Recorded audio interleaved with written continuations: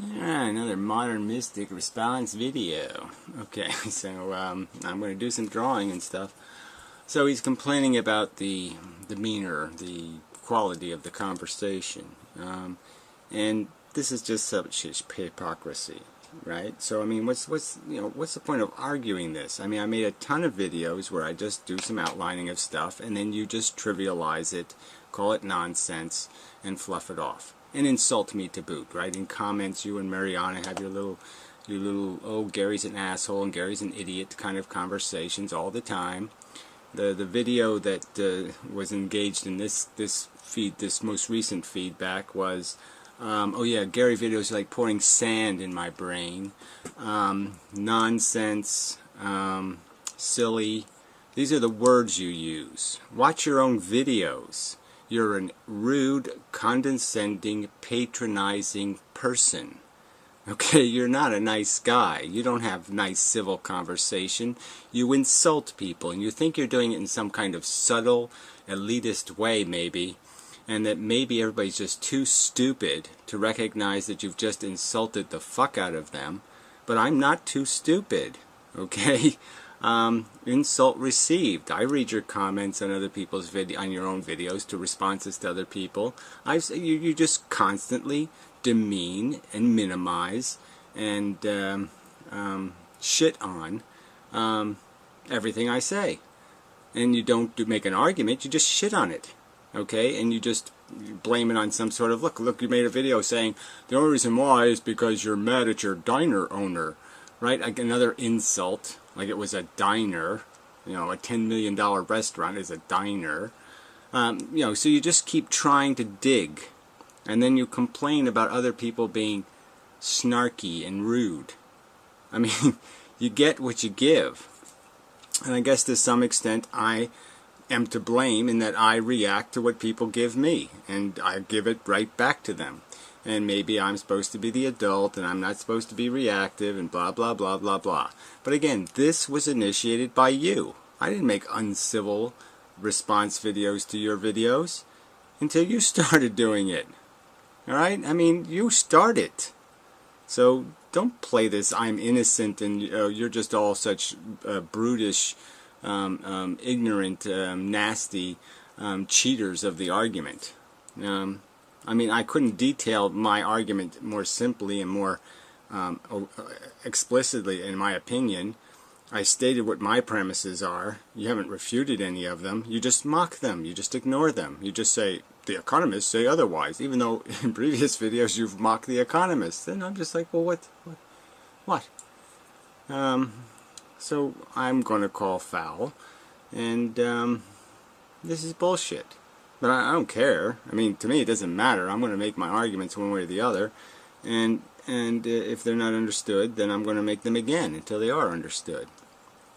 Alright, so let's draw a picture again.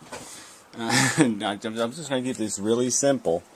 But here's the Fed, okay, and the Treasury's tied to it. So let's just pretend that the Treasury and the Fed are essentially the same thing. Now let's not get too complicated. Alright. And here's the banks.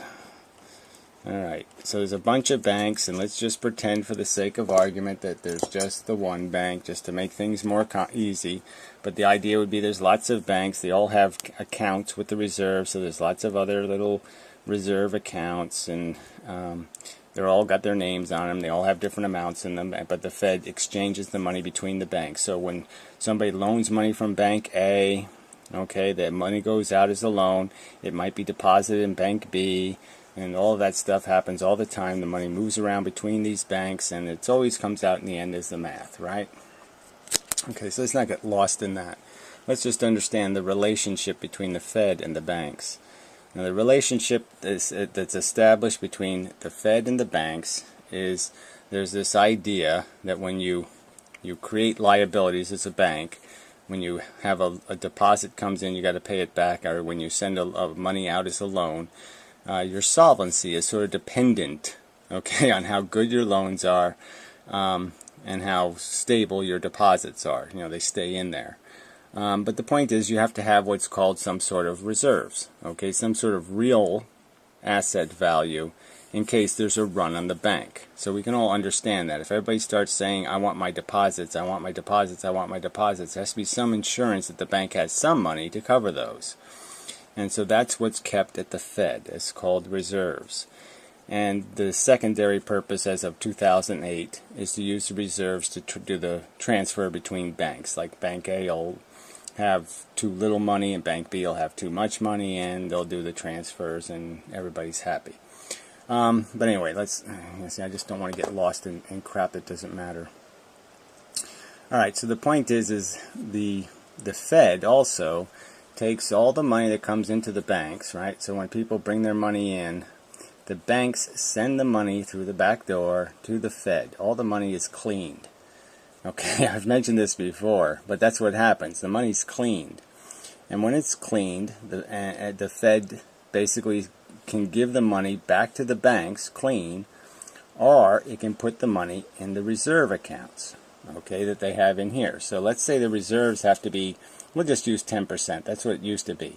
So you can sort of understand that when the Fed changes this number, when it says the minimum you have to have in here is 10% of your liabilities, it could use this number to change how much cash is in the real world, okay? Because, see, I'm already, probably should have done this ahead of time, but anyway, it doesn't matter.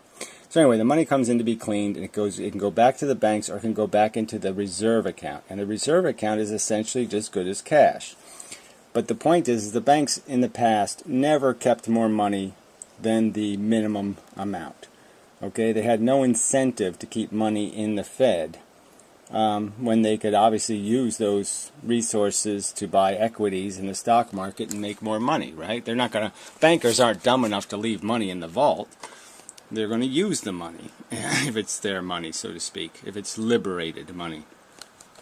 So, but this new circumstance is that so the old circumstance was that the Fed would have, say, $30 billion worth of money in reserve accounts that were fulfilling this minimum requirement that the banks had to hold in here.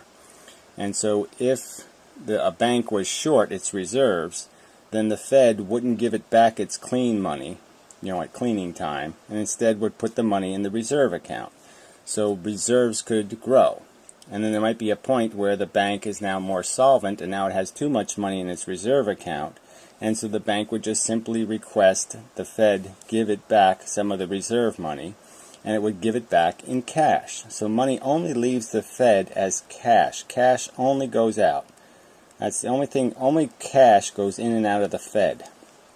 In the sense that from the external world. The Fed obviously feeds it with, digits. But they're digits that are converted into cash. The only way they become meaningful digits is when they're converted into cash. So what has happened with QE, and I want to point out quantitative easing, is that this is basically just embezzlement. Okay, the racket that the government has resorted to here to inflate the stock market. So that's what this is all about, is the stock market. Okay, stock market crashed in 2008. Banks were bankrupt because they held a bunch of equities that weren't worth anything. They had to get the stock market back up, and the plan, this is one of the plans, was the Fed would put a bunch of money in the reserve accounts and have the banks, instead of cashing the money out, just make digits and buy stock. So they bought $4 trillion. Trill. I guess we need 4 trill. They bought $4 trillion worth of stuff off the stock market, and that's sitting somewhere in limbo land here, in the bank vault or in the Fed's vault, whoever's vault it's in somebody's vault. And it was basically paid for just by reserve digits, guaranteeing the creation of banker digits. Now the banks didn't have to, it doesn't cost the bank anything at all to hit a button on their computer and make $1 billion or $1 trillion. It's only a problem if it's a liability. Clearly, when the Fed did this, it didn't count it on the bank's flow chart. Okay, so the banks aren't, it isn't technically a real loan. It isn't technically a real deposit. It's technically nothing. So it's just completely embezzled money. It's money just made up to buy equities The banks don't pay anything for it. It doesn't cost them anything. It doesn't, it's just absolutely meaningless as a sacrifice for them. So it's like somebody coming up to you and saying they're going to pay you rent even though you don't own the house. Okay, so it's like just free. And so to boot, to make this even more insidious, a nonsense, is the Fed made a deal with the banks to pay them interest on these fake digits. So this fake reserve money that the banks really don't own. They can't take it out as cash because that would end up putting $4 trillion of cash into the economy, and there's only $1 trillion in the entire world. There's only $1 trillion American dollars loose. And if the banks actually pulled this money out of the reserve accounts, there'd be 4 more trillion loose. And we all know that would make cash useless. That would start its inflationary spiral to doom. So that's not going to happen. The Fed and the banks have made an agreement that they're never going to cash this out. But the joke is that they're paying this interest. So they're paying banks interest on money it costs the banks nothing to lend. Okay, there's no risk. There's no, like, you took it out of the vault and gave it to somebody, because they don't use cash, they use digits.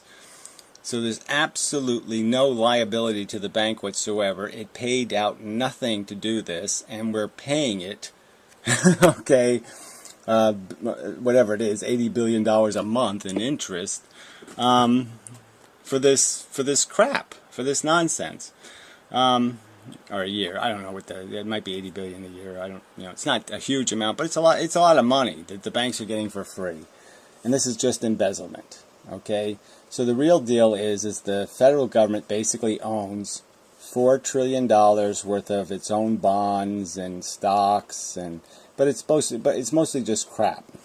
And yeah, now that the market's high, it looks like good crap.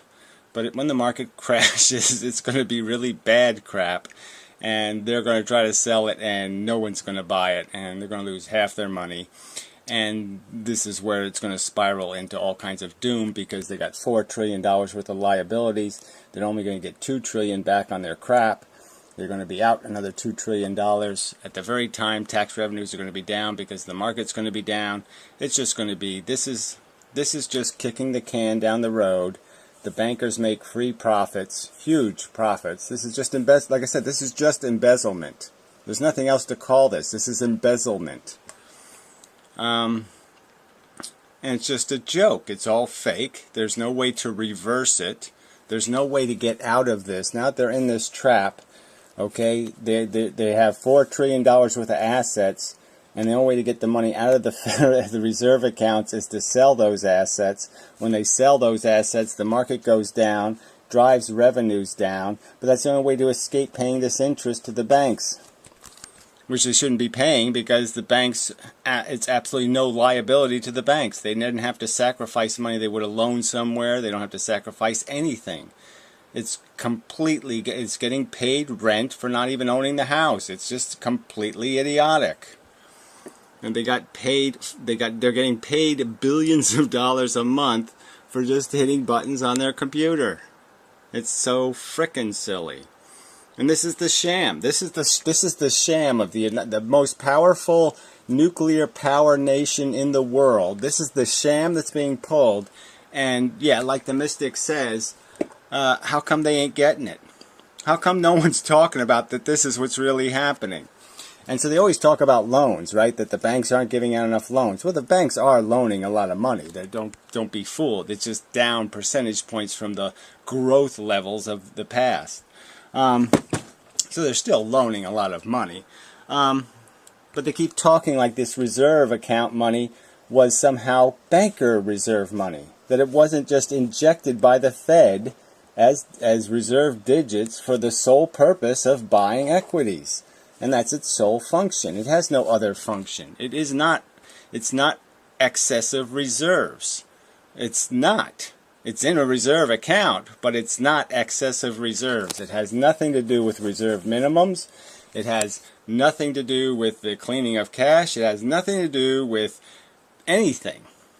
It's except this idea of prop up the stock market. And that's it. There's nothing here. There's absolutely nothing here, and there's no way to get out of this mess now that we're in this mess. So it's completely a desperation move. It can't be reversed rationally. It seems obvious the people who engineered this scheme must be figuring that somehow they're going to sell. They're going to sell the market short. Okay, they're going to do the Kennedy thing in 29 or whatever, and they're going to be big winners in the crash, because that's the only thing that it's the only way this can end is in some sort of stock market crash. I mean, it's going back to 2008 levels at best. So this is just a prescription for a disaster. And why isn't somebody saying to the Fed chairman when he's asked questions in Congress, why aren't they asking him, well, this Fed money has absolutely nothing to do with loans, correct? Banks can make all the loans they want, right? As long as they have enough in their reserve accounts, they can make loans all they want. They don't have to get the cash out of the frickin' Federal Reserve to make a loan. If their reserve requirements are met, they don't have to get anything. They don't need cash to make loans. They only need cash when they have a liquidity problem, and they certainly wouldn't keep cash in a reserve account when they could invest it. Let's say it was really easy for you to invest in the stock market. Like all you had to do is go like that, and you could buy a stock. You wouldn't put any money in the bank. You wouldn't leave money on the shelf. If all you had to do was snap your fingers and there was no fees, no complications, you just owned it, and then as soon as you snap your fingers, you unown it. It was that easy. There's no way you would let cash sit on the shelf. There's no way you wouldn't even sell or rent or do something with all the crap you have, the stuff. You might mortgage it to get cash to invest it in the market because the market's going up. You know, and so that's all. That's why banks would never keep money in a... There's no advantage for them to keep their money in the Federal Reserve account. The interest rate is, like I said, on $4 trillion, it's a lot of money, but it's still a very low interest rate. It's not really keeping up with inflation, technically. But like I said, it's free money to the banks. It's not... They didn't put up money. You know what I'm saying? They didn't buy stock with real money on their books. The money's the Federal Reserve money. So it's no liability to them. So they don't have to worry about inflation. They don't have to worry about anything. Because it's not money they had. It's fake money created out of banker digits that's being insured by the Fed. Yeah, I don't know. Something else. Yeah, so anyway, the fact is, yes, cash is the only thing that goes out. Nick is wrong about banks can't loan the money in the reserve accounts. They can't loan the money that is below their minimum reserves. Anything that's called an excess reserve, that's not Fed, like I said, the funny money the Fed put in, but it's really their money that's excessive, like their liquidity has become rich, and so therefore their 10% minimum is met with a different number in the Fed, and so instead of, they only need, let's say they only need $8 billion, and they have $12 billion in the account, just because they've gotten some old loans that came through, so now they're more liquid. They have $4 billion extra dollars in the Federal Reserve account. Well, yes, they have a right to take that money, ask the Fed to give them the cash, and then they can loan the money. Or they can buy stock, or they can do anything they want to it. It's their cash. So he's wrong to say they can't loan reserves. They can loan excess reserves, but first they have to convert them into cash. They first have to withdraw the money from the Federal Reserve, but they can withdraw money to the minimum. They have to keep the minimum amount, but anything over the minimum they can take anytime they want. So they certainly could loan the money, but like I said, they could loan the money without the cash. They don't need cash to loan money. But the only trick is when they make digits and create loans, they create liabilities, and so then they're reserved to meet this 10% number. That number starts going up, so they have to put cash in the Fed to compensate for the fact that the more loans they make, if they make a lot of loans, this 10% number goes from 8 to 12 or 15 or 30. So the minimum number increases, which means they have to keep more money in the reserve account, which means they basically, when the Fed cleans the money, they give less of the money back and they keep the extra in the reserve account. So that's how the money gets into the reserve account, is through the cleaning process. Anyway, so if there's any, I should have, I was going to number it. Prove me wrong. Okay, this is how it works. This is the truth. This is accurate. Now, if you're going to tell me this is wrong, you have to show me how it's wrong. You have to show me a document or something. You have to show me how it is wrong, because it's right. Anyway, all right. So I'll watch some more of this and then I'll get back to you. I have to eat my dinner and such. Alright, I'm back. Alright, so I watched another 5 minutes or so, whatever it is for. Yeah, still complaining about the demeanor of the argument again. He's saying he's got it. Okay, he's done his 10,000 hours of research. He's got it, and he's saying I'm getting it, which is sort of irritating. Yeah, I'd say I'm getting it because the more you go through this thing, you try to figure out certain elements of it, and I'd have to say there were certain elements of it I didn't understand, which was,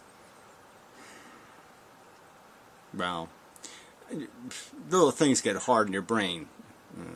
About the whole idea that the Fed reserves are just they only go out as cash, and how's the cash get in there? Well, anyway, this is stuff I did talk about a year ago, so I don't know. I think it's clearer. I don't know. I can't say there's some important element that I have now that I didn't have before. I certainly have the element now that I thought the interest was almost legitimate, because I was thinking the digits in the reserve account were actual liabilities on the banker's books, but they're really not. And so that part, that this is just giving bankers free money for no liability, is just bullshit.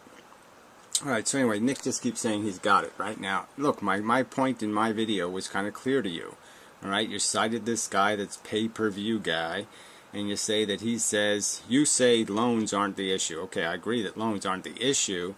They certainly can loan the money, but they can't access this $4 trillion. Banks can't request the cash. These excess reserves cannot be requested by the banks. I'm telling you, I'm sure there's a contract between the Fed and the banks. That's probably why they're paying this obscene interest, is just to keep the banks quiet. But there's clearly an agreement that says you can't have this money. You cannot ask us for $4 trillion in cash and expect us to give it to you, because we won't, because it's paying for equities that have already been purchased. So again, you cited this guy saying that the banks could withdraw this money from the reserve accounts, get the cash, and buy equities. They can't do that because they've already spent the money. I mean, I said it like 19 times in the previous video. I really shouldn't say it 19 times in this video, but answer that point. They've already spent it. They can't spend it again.